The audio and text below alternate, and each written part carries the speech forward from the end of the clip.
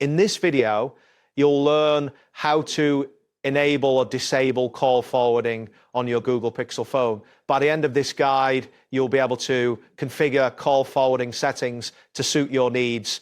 Start by unlocking your Google Pixel phone and locating the phone app icon on your home screen or in the app drawer. Once you open the phone app, look for the three-dot menu icon located in the top right corner of the screen.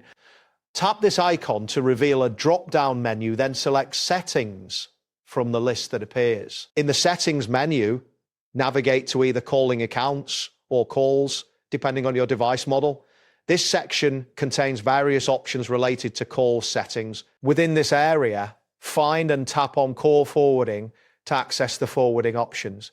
Ensure that your SIM card is active before proceeding to modify any settings. Once you are in the call forwarding menu, you will see several options available, such as always forward or forward when busy.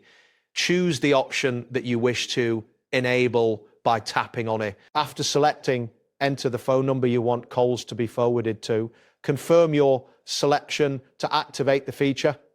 If you decide to disable call forwarding, simply toggle the option off. It is important to review each option to ensure that your calls are routed correctly based on your preferences. After making changes to the call forwarding settings, exit the settings menu.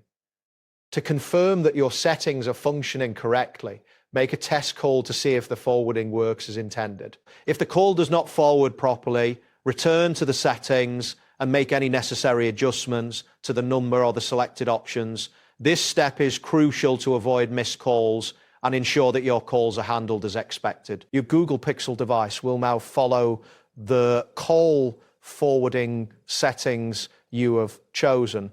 By setting up call forwarding correctly, you can manage your incoming calls more effectively, ensuring you do not miss important communications. That wraps up today's guide. Thanks for watching and catch you in the next tutorial.